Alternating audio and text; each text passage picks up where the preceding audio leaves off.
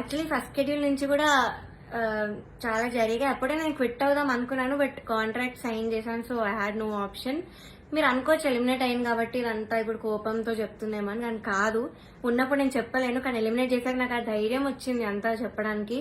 So judges గురించి కానీ అక్కడ ఆ ప్రొడక్షన్ వాళ్ళు ఎలా ట్రీట్ చేశారని కానీ నేను అంతా దీనిలో బయట పెడతాను. సో నేను ఒక గుడ్ థింగ్ తో స్టార్ట్ చేస్తాను. పాటతీగలో ఒక గుడ్ థింగ్ ఆర్కెస్ట్రా, కృష్ణాంకుల్ వాళ్ళు ఆ సీజన్ లో ఎవరైతే ఉన్నారో వాళ్ళే ఈ సీజన్ లో కూడా ఉన్నారు. వాళ్ళు మాత్రం చాలా సపోర్ట్ చేశారు, అందరితో ఒకేలా ఉంటారు. అండ్ మెంటర్ శ్రీనివాస్ సార్, ఆయన కూడా నన్ను ఎప్పుడు కూడా you are the most talented అని మొన్న కూడా నాతో వచ్చి చెప్పారు. సో వీళ్ళిద్దరికి మాత్రం I'm very very thankful. They are my favourite people.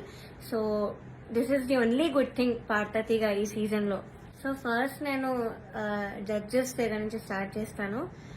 First Sunitha గారు, of course she is very beautiful. మీరు అంతే కైండ్ అని కూడా అనుకుంటారు, బట్ బ్యూటీకి కైండ్నెస్ కి ఎప్పుడు కూడా లింక్ ఉండదు.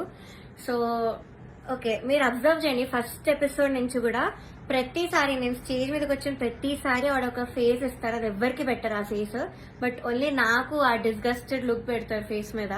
ఇది యాక్చువల్లీ చాలా మంది వెల్ విషర్స్, నా ఫ్యాన్ పేజెస్ అందరూ కూడా నన్ను అడిగారు, కాబట్టి నేను స్క్రీన్ షాట్స్ పెడతాను. ఇది ఎందుకు ఇలా did something happen beyond the screen, ఏమైనా అయ్యిందా మీ ఇద్దరికి, లేకపోతే ఏమైనా గొడవ అయిందా అని ఇలా చాలా మంది అడిగారు. ఎందుకు ఆవిడ అలా ఫేస్ పెడుతున్నారు మీరు రాగానే అని.